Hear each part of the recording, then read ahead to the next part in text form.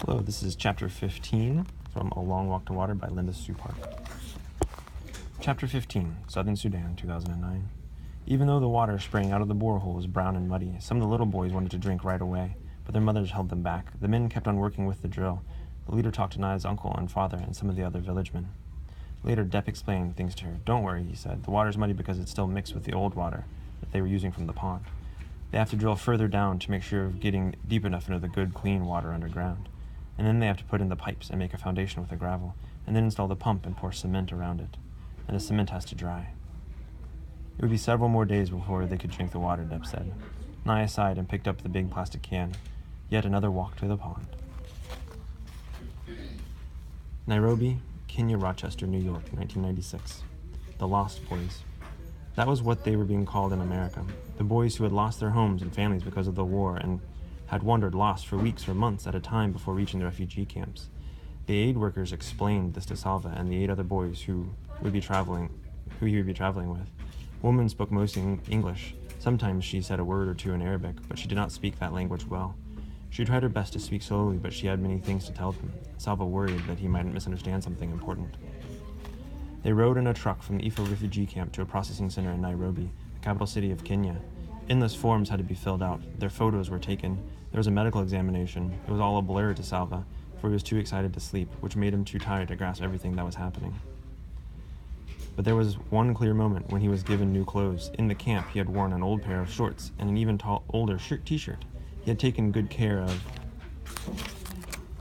them as he could, but there were holes in the shirt, and the waistband of the shorts was stretched out and threadbare. The camp workers handed out clothing whenever donations came in, but there were never enough clothes for those who needed them. Now Salva's arms were piled high with new clothes: underwear, socks, sneakers, a pair of long pants, a t-shirt and a long-sleeve shirt to wear on top of it. And he was to wear all these clothes at the same time? "It's winter in America," the aid worker said. "Winter," Salva repeated. "Yes, very cold. You'll be given more clothes in New York." "More clothes?" Salva shook his head. "How can I possibly wear any more clothes?" Salva could hardly believe his eyes when he boarded the plane in Nairobi. Every person had a seat, and they all had luggage, too. With all those people, hundreds of heavy padded chairs, and all those bags, how would the plane ever get off the ground?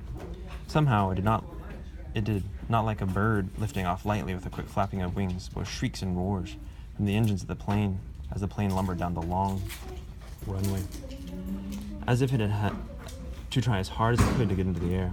Once the plane was safely aloft, Salva stared at the scene outside the small window. The world was so big, yet everything in it was so small. Huge forests and deserts became patches of green and brown. Cars crawled along the road like ants in a line, and there was people down there, thousands of them, but he could not see a single one. "Would you like a drink?" Salva looked up at the woman in her neat uniform and shook his head to show that he did not understand. She smiled. "Coca-Cola? Orange juice?" Coca-Cola. Long ago, Salva's father had once brought a few bottles of Coca-Cola back from his trip to the market.